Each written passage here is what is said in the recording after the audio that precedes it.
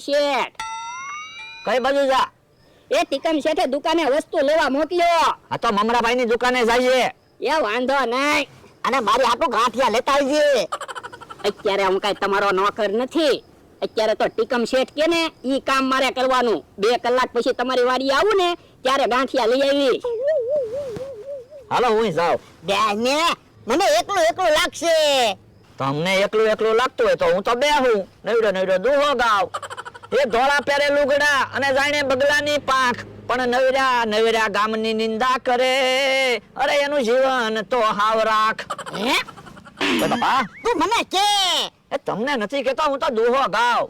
હાલો અમે તો એ હારું.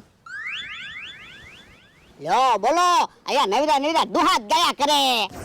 પ્લાન સક્સેસ ગયો છે કે નહીં? બકુલભાઈ તે શેરુને અહીંયા મુકતા ગયા. શેરુ 40 રૂપિયાનું દૂધ પી ગયો. હજી બકુલભાઈ આવ્યા નહીં.